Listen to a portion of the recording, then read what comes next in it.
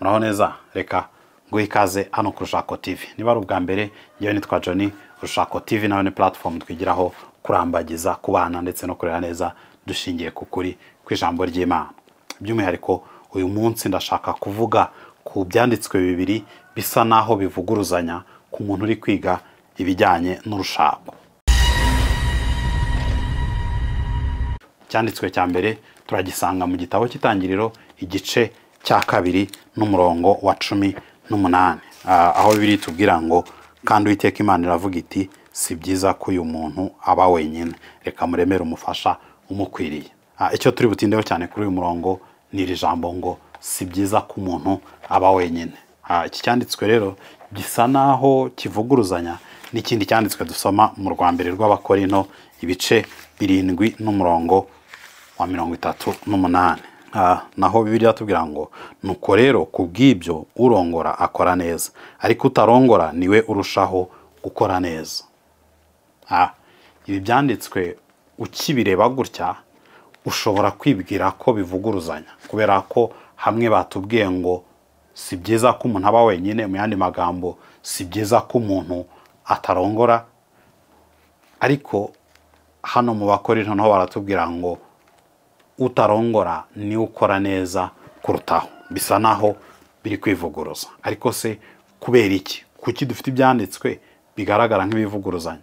Ni gute ibi byanditswe byubahiriza ihame fatizo rya Bibiliya ko Bibiliya itivuguruza? Iryo ni ihame shingiro. Ntabwo Bibiliya yivuguruza, kuko iyo umuntu yivuguruza ntabwo yaba ari kuvuga ukuri. Urumva sinavuga ngo iki ni cyiza ningera hirya ngo mvuge ngo iki ni kibi hanyuma kandi mbe ndi kuvuga ukuri. Bivuze ngo either ibya mbere birapfuye, ibya kabiri nibyo byo, cyangwa se ibya kabiri birapfuye, ibya mbere nibyo byo. Ariko reka mbanze nguhe ibintu bike byibanze byagufasha. Ikintu cya mbere ukeneye gusobanukirwa kuri Bibiliya buriya ntabwo ari inkuru nyinshi zitandukanye, ni inkuru imwe igenda ikomeza, ariko y'ibintu bibera ahantu hatandukanye mu bihe bitandukanye mu bantu batandukanye. Imana igenda yigisha umuntu uko akwiye kubaho, igenda imurikira ubuzima bwa muntu imusanze mu buzima arimo, mu byo ari kunyuramo, ikagenda imuha umucyo kuri ibyo bintu. Hanyuma ariko iyo nkuru umva ni ibintu biba mu bihe bitandukanye. By'umwihariko Bibiliya igizwe n'ibihe 4 bikomeye, ivuga ku bihe 4 bikomeye. Ushatse kubishyira mu buryo bugari, harimo ibihe 4 by'ingenzi. Igihe cya mbere ni igihe Imana yari imaze kurema isi, ariko icyaha kitaraza mu isi. Urumva ibintu byose biratunganye. Ni nka ya refure yo mu gice cya mbere cy'Itangiriro, aho Imana irema ibyo imaze kurema byose. Bireka tubwira ngo Uwiteka Imana itegereza ibyo yaremye byose ngo ibona ni byiza, bugacya ikongera ikarema, hanyuma ngo ikabyitegereza n'ubundi ikabona ni byiza, n'ubundi ikabona ni byiza, gutyo gutyo. Aya ni amakuru dusoma mu gice cya mbere n'icya kabiri cy'Itangiriro, aho ibintu byose byari bitunganye. Icyaha ntikiraza mu isi, kwangirika ntikuraza mu isi, nta kibazo na kimwe gihari mu isi. Aha rero dusomamo umugambi utunganye w'Imana ku byo yaremye, ari naho dukura umugambi utunganye w'Imana ku rushako. Iyo dusomye Itangiriro igice cya kabiri umurongo wa 18 kugeza kwa 25, Bibiliya ibitubwira ibintu Imana yari igambiriye uko yifuzaga ku rushako rw'abantu rumera. Aba bantu yaremye yifuzaga ko babana bate, yifuzaga ko ingo zabo zimeze gute. Kijyanye n'umugambi utunganye w'Imana ku rushako, iyo nyigisho twarayikoze, turaza gushyira link yayo hano muri description, ahasigaye nawe ube wayikurikira. Ariko icyo ni igihe cya mbere. Urumva icyaha ntikiraza. Iyo icyaha kije rero icyo gihe kiba kirangiye, hagatangira ikindi gihe. Iki gihe amakuru yacyo tuyasoma mu Itangiriro uhereye mu gice cya 3, aho biri tubwira ngo inzoka iraza yoshya Adamu na Eva, bakora icyaha, ibintu birangirika, urupfu ruraza, ibibazo biraza byinshi. Amakuru y'iby'iki gihe tuyasoma kuva mu Itangiriro igice cya 3 kugera muri Malaki. Tuba tukibona ukuntu ibintu byangiritse. birumvikana Imana igenda ikoresha abantu batandukanye kugira ngo bagarure ubwoko bwayo, babwire abantu ibyo ishaka, babwire abantu ibyo yifuza, uko yagambiriye ko ibintu byakabaye bimeze mu buryo butandukanye. Ariko byose biba bigaruka kuri isi yangiritse n'uburyo Imana igenda wavuga ngo igerageza, ariko Imana ntabwo igerageza. Imana ibyo ikora iba yabigambiriye, ntabwo ku Mana ntabwo ari ukugerageza no gutsinda no gutsindwa, oya, ikora ibintu yagambiriye. So ntabwo rero tuvuze ngo Imana igenda igerageza bivuze ikindi kintu, bivuze ko nyine hari ibintu Imana ubwayo irimo kugenda yubaka buhoro buhoro. So irimo kugarura rero uyu muntu kuri yo, ariko mu buryo buhoro buhoro, buri progressive niba ariko twavuga, igenda ikintu ku kindi ikintu ku kindi. Icyo ni igihe cya kabiri. Hari ariko n'igihe cya gatatu, aho Imana yohereza umwana wayo, ni ukuvuga ngo rwa rugendo rwo kugarura umuntu mu mwanya we, rwo gusubiza ubuzima mu mwanya warwo, bisa naho rugeze ku musozo, rugeze kuri climax, aho Imana yohereza umwana wayo akaza mu isi. Ibyo nibyo dusoma mu ntangiriro z'isezerano rishya kuva mu bitabo by'ubutumwa bwiza. Urumva kuva muri Matayo kugenda, isezerano rishya ryose riba ritubwira iby'icyo gihe, aho Imana yohereje umwana wayo kugira ngo aze ayunge n'abantu bayo, noneho bisubize uyu muntu hahandi Imana yari yamuremeye, muri bwa buzima butagira icyaha, muri bwa buzima butangiritse. Hanyuma hari n'igihe cya kane tugisoma cyane mu byahishuwe, aho noneho ari igihe dutegereje nk'abizera, igihe noneho Kristo azagaruka agakuraho icyaha burundu, hahandi icyaha kitazongera kubaho. Aho Bibiliya itubwira ngo nta mubabaro, abantu ntibazongera kurira, ntibazongera kubabara, icyaha n'ingaruka zacyo zose bizaba byakuyeho, abantu basubiye kubaho. Abantu benshi bakunze gukoresha imvugo ngo ni paradizo, hahandi ubuzima bwongeye gusubira nk'uko bwari bumeze icyaha kitaraza. So ibyo bihe bine rero, iyo dusoma Bibiliya, iyo usoma buri gice, ukwiye kuba uzi ngo ese igihe ndi gusoma ni igihe ki, ibi bice ndi gusoma ni ryari, ni gute tuva ku kuba si byiza ko umuntu aba wenyine. Urumva uyu murongo ubundi niwo abantu benshi bakura ko ubwo abantu bose baremewe gushaka, kuko n'ubundi si byiza ko umuntu aba wenyine. Kandi koko nibyo, Imana irema buri muntu yamuremye ari umuntu ukwiye kubana n'abandi, ari umuntu iremeye gushaka. Ariko ntabwo ibi bintu Imana yaremye igambiriye ariko byakomeje kumera, kubera ko iki gihe kirarangira. Iyo umuntu amaze gukora icyaha, iki gihe kirarangira. Urumva, iyo umuntu amaze gukora icyaha, iki gihe kirarangira, urupfu rukaza. Iyo urupfu ruje, rusanga wa mugabo n'umugore babanaga, bari barashatse, bari bameze neza, iyo rutwaye umwe, birangira nyine uyu mugabo ntabwo agishatse. Dore kumwe none kandi iyo iki cyaha kimaze kuza, aba bantu kamere zabo zirangirika, ku buryo uyu mugabo n'umugore babanaga buracya, nubwo bose baba bakiriho, ariko bagahararukwana, bikagera igihe kwifuza kumwe yumva rwose atakinejejwe n'uyu muntu, akaba yamuta, akaba yagenda akajya ahandi, wa muntu bari bashakanye bikaba ntibishoboka. Nanone kubera kwangirika kwazanywe mu isi n'icyaha, buracya umuntu akaba ashobora akavuka adafite ubushobozi bwo gushaka, akavuka ari ikiremba, kubera ko nyine isi yarangiritse, ntabwo ibintu bikimeze kwa kundi Imana yabigennye. Ibi rero nibyo Yesu agarukaho, twakigarutseho mu nyigisho zabanje, aho Yesu asobanurira abantu, ari kubabwira ukuntu gushaka ntago bikiri iby'abantu bose. Muri Matayo igice cya 19 ku murongo wa 10 niho abigishwa bamubaza, iyo Yesu amaze kubasobanurira icyo urushako rukwiye kuba cyo, ababigishwa baramusubiza ngo niba ari ibyo ngibyo gushaka si byiza. Ariko yagera ku murongo wa 12 w'icyo gice, Yesu agasobanurira aba bantu ko hariho ibyiciro bitandukanye by'abantu. Bwa mbere hariho icyiciro cy'abantu Imana yahaye gushaka, ariko akababwira ngo ku murongo wa 12 ngo kuko hariho ibiremba byavutse bityo mu nda za ba nyina, hariho n'inkone zakonwe n'abantu, hariho n'inkone zikona ubwazo kubw'ubwami bwo mu ijuru. Icyo ari kuvuga ni iki? Nuko nyuma y'uko icyaha kije mu isi, birashoboka ko umuntu avuka adafite ubushobozi bwo gushaka, nyine akavuka ari ikiremba. Mu mvugo y'iki gihe akavuka afite ubwo bumuga, afite ubumuga bumubuza kuba yashaka. Nyuma y'uko icyaha kije mu isi kandi birashoboka ko abantu cyangwa se ibituzengurutse mu gihe cya Yesu, abantu ubwabo babashaga kubuza abandi gushaka cyangwa se kwambura abandi ubushobozi bwo gushaka. Nicyo avuga ngo inkone zakonwe n'abantu, ariko muri iki gihe n'ubundi ibintu bikuzengurutse bishobora kukubuza gushaka.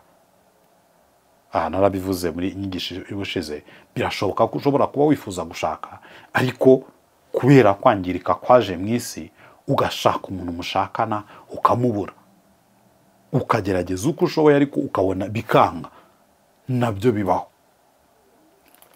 So icyo rero dukura amahanga hano uko nyuma y'uko icyaha kije mu isi, ibintu birahinduka, icyaha kirabyangiza ku buryo abantu bashobora kuvuka badafite ubushobozi bwo gushaka, ku buryo n'abantu bashakanye bashobora gutandukana, ku buryo n'abantu bashakanye umwe ashobora gupfa undi agasigara, ku buryo no kumenya Imana cyangwa se icyo Bibiliya yise ngo ubwami bw'Imana bukeneye abakozi, bikeneye abantu babyitangira, bigomwa gushaka kugira ngo biyegurire uyu murimo.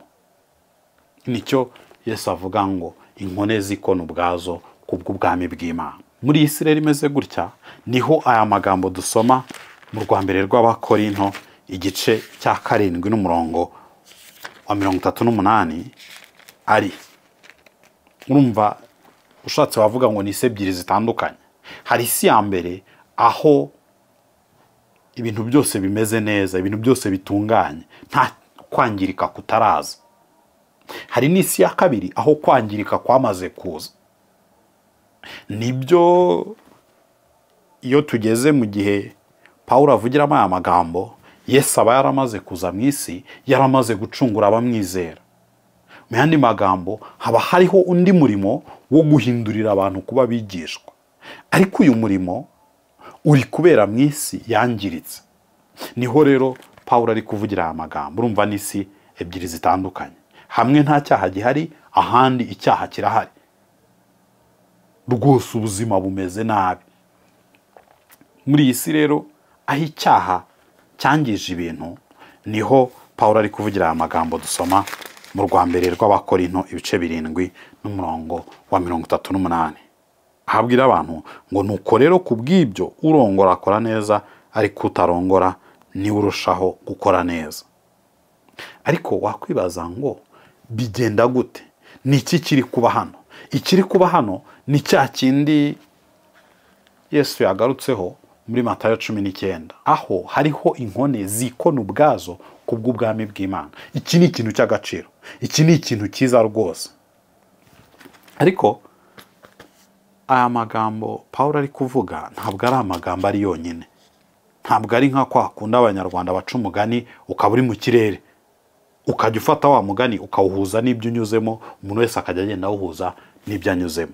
Iki ni ikiganiro kirekire Pawulo ari kugirana n'itorero ry'i Korinto, aho agenda asobanura ibintu bitandukanye bijyanye no gushyingirwa cyangwa se n'urushako. Reka mbasomera imirongo mikeya mu mirongo yabanje. Urugero ku murongo wa 17, avuga ngo ariko umuntu wese agenze nk'uko umwami wacu yabimugeneye, cya kindi cy'uko buri muntu afite impano yahawe. Hanyuma reba ku murongo wa 29, ngo ariko bene data, ibi ni byo mvuga yuko igihe kigabanutse, uhereye none abafite abagore bamere nk'abatabafite. Agakomeza avuga n'ibindi byiciro abantu baba barimo, abarira, abagira gute, bose bamere gutyo. Ni ukuvuga ngo umuntu ye gutwarwa n'iyi mpano afite, ye kumera nk'aho iyi mpano niryo herezo ry'ibintu. Nicyo ari kubwira abagabo ngo abafite abagore bamere nk'abatabafite. Umuntu ye gutwarwa n'iyi mpano afite. Hanyuma akaza kuvuga ikintu ku murongo wa 32 ntekereza ko ari cyo gihatse ibindi byose arimo kuvuga muri iki gice. Murongo wa 32 aravuga ngo ariko ndashaka ko mutiganyira. Iki ni cyo Pawulo yifuza. Ari gusobanura ibintu byose aragira ngo aba bantu ari kubwira bagera aha hantu babasha kubaho nk'uko ijambo ry'Imana ribahamagarira kubaho, aho babaho ubuzima butiganyira. Hanyuma agahita asobanura ibyiciro bibiri by'abantu, uvuga ngo abashatse n'abatarashatse, uburyo kwiganyira kuba mu buzima bwabo. Aravuga ngo 32 ngo ariko ndashaka ko mutiganyira. Ingaragu yiganyira iby'umwami wacu uko yamunezeza, ngo ariko uwarongoye yiganyira iby'isi ngo abone uko anezeza umugore we. Aha ni naho akura iki ngiki ababwira ku murongo wa 38. Kandi nawe uhita ubibona. Ingaragu yiganyira iby'umwami wacu uko yamunezeza, uwarongoye akiganyira iby'isi uko yanezeza uwo bashakanye. Urumva ni ukwiganyira ku buryo bubiri butandukanye. Nawe uruhitamo, wahitamo kwiganyira iby'umwami wacu. Kwiganyira iby'umwami wacu ko wamunezeza nicyo kiza, nicyo kiryoshye, nicyo gifite inyungu z'iteka ryose. Ariko Pawulo ari kuvugira ngo utarongora akora neza kurutaho, kuko ahisemo kwiganyira iby'umwami wacu nuko yamunezeza. Mu yandi magambo, yiremeye umwanya wisumbuyeho, yiremeye ubuzima navuga ngo bw'umudendezo kurutaho, bubohotse kurutaho, bwiyeguriye kwiganyira iby'umwami wacu, bwiyeguriye ubu bwami bw'Imana. Icyo rero rwose ni cyiza, kirakwiriye muri isi yacu yangijwe n'icyaha. Ariko ikinyenzi nuko nicyo ngicyo nubwo ari cyiza, nubwo gikwiriye, ntabwo ari cyo abantu bose, kuko turi mu gihe icyaha cyamaze kuza mu isi kikangiza ibintu, ku buryo abantu aho bava bakagera bari muri bya byiciro bine Yesu yavuze muri Matayo 19. Ibyo rero bivuze iki? Bivuze ngo nubwo iki ngiki ari cyiza, ntabwo ari icy'abantu bose. Kubabihawe, kubahawe kudashaka, rwose ni ikintu cyiza, ni icy'agaciro. Iki ngiki nanone ni ngombwa kugicaho akarongo. Abantu benshi bibwira ko hari isumbwe riri mu kuba umuntu yarashatse. Ntaryo rwose. Imico itandukanye igenda ibiha agaciro kihariye, ariko wo ntabwo ari umuco w'ijambo ry'Imana. Umuco wa Bibiliya, uwashatse ahamagarirwa kumera nk'utarashatse. Nicyo umurongo wa 29 watubwiye ngo ariko bene data, ibi nibyo mvuga, yuko igihe kigabanutse, uhereye none abafite abagore bamere nk'abatabafite. Ntabwo mu muco wa Bibiliya hari isumbwe ku muntu washatse. Gushaka nta sumbwe ririmo, ntabwo ari umuhigo umuntu yesa, ni impano Imana iguha. Iyi Imana ibiguhaye rero ni kimwe nuko yaha n'undi nawe kudashaka. Nta sumbwe rwose ririmo. Ikinyenzi ni iki? Nuko icyo Imana yaguhaye ugikoresha, ukagikoresha icyo yakiguhereye. Niba haraguhaye kudashaka, nibyo Pawulo ari kubwira abantu ngo ingaragu yiganyira iby'umwami wacu uko yamunezeza, ngo ariko abashatse nabo bakiganyira iby'isi ngo bamenye uko banezeza abo bashakanye. Icyo Imana yaguhaye aba ari cyo uhagararaho, aba ari cyo ukora. Ntabwo rero iyi mirongo ibiri nk'uko abantu benshi babyibeshaho ari imirongo ivuguruzanya. Oya, ni imirongo yuzuzanya, kuko iri kuvuga mu bihe bitandukanye. Idufasha kubona ishusho ngari y'iby'Imana irimo gukora, y'iby'Imana ihamagarira abantu bayo. Umugambi utunganye w'Imana ku bantu nuko si byiza ko umuntu aba wenyine. Ariko icyaha kimaze kuza, ibi bintu byarangiritse. Imana ishimwe ko nubwo icyaha cyaje mu isi, ntabwo ibyavuyemo ari ibintu by'agaciro gake byo kujugunya. Hari ukuntu Imana mu buntu bwayo yabicunguye, ku buryo n'uyu muntu utarashatse abasha kubona agaciro. ubundi yaba Imana itacunguye ibi bintu, yaba itacunguye urushako, umuntu utarashatse akabaye nta gaciro afite. Hajyaga kubera ko icyaha cyaje, ntabwo abantu bose bashobora gushaka, ariko kubera ko Imana mu budahangarwa bwayo yacunguye n'iki kintu cyitwa urushako, no kudashaka bifite agaciro. Niyo mpamvu rero itubwira ngo utarongora akora neza kurutaho. Uyu muntu yahisemo kwiganyira iby'ubwami bw'Imana, kuko nicyo Pawulo ari guhamagarira abatarashatse, nicyo ari guhamagarira ingaragu, mu ingaragu yiganyira iby'umwami wacu ko yamunezeza. Icyo nacyo ni ikintu cy'agaciro, niki ijambo ry'Imana riri kutubwira hano. Ntekereza ko ari ikintu cyiza. Reka nibwire ko ubu busobanuro bugufashije guhuza ibi bintu bibiri. Ntabwo rero Imana iri kwivuguruza, ahubwo irimo iraduhishurira, irimo iragendana natwe, irimo iragendana n'umuntu mu mpinduka z'ibihe. Uko ibihe bihinduka, Imana irimo irakomeza kuba iyo kwizerwa. Yatanze ko abantu bakwiye gushaka, bakwiye kubana, atari byiza ko umuntu aba wenyine, ariko n'igihe icyaha cyamaze kuza, Imana ikomeza kugendana n'aba bantu, igakomeza kubakuyakuya, ikohereza umwana wayo ngo abacungure, hanyuma nk'abacunguwe Imana ikabaha ubundi buzima. Iyi ngaragu yacunguwe, ngo ndavuga nk'aba bandi twabonye cya cyiciro cya kabiri cy'ibiremba, ni ukuvuga abantu bafite ubumuga butuma badashobora gushaka. Ntabwo muri Kristo aba bantu ari ab'agaciro gake ngo nuko badashobora gushaka. Oya, muri Kristo aba bantu bafite imigisha yose izanwa no kuba muri Kristo. Ikintu gitangaje, aba bantu babasha no kubyara abana biteka ryose bababyaje ubutumwa bwiza. Aba bantu babasha no kwagura ubwami bw'Imana kurusha na babandi bashatse. Urumva aba bantu babasha kugira agaciro, ariko ibi bishoboka gusa muri Kristo, kubera ko Imana yatanze Yesu kugira ngo acungure aba bantu. N'aba bandi inkone zakonwe n'abantu, abo ubuzima bubuza gushaka, b'imibereho ibuza gushaka, abantu abo ntago bakwiye kwiheba, ntago bakwiye kuba abantu bari aho ngaho bumva byacitse. Oya, kubera ko n'uyu muntu utarashatse yahisemo kwiyegurira Imana, yahisemo gusohoza ubushake bw'Imana ku buzima bwe. Bibiliya yatubwiye ngo akora neza kurutaho. Iki nibwira ko ari ikintu cyiza rwose. Imana ishimwe ko ikomeza kugendana n'umuntu mu mpinduka z'ibihe. Nubwo icyaha cyaje, ariko Imana ntabwo yaturetse ngo tumarwe n'icyaha, ahubwo yatanze umwana wayo kugira ngo aducungure, asubize agaciro na bya bintu byari kuba iby'agaciro gake, nabyo abiha agaciro. So inyigisho nayo reka nyisoreza ahangaha. Icyo nashakaga guca akarongo, ntabwo iyi mirongo ibiri iri kuvuguruzanya, ahubwo iruzuzanya. Imana iri kugendana n'abantu bayo mu mpinduka z'ibihe. Ushobora kwibwira ko ibyo ivuze bibusanye n'ibyo yavuze mbere.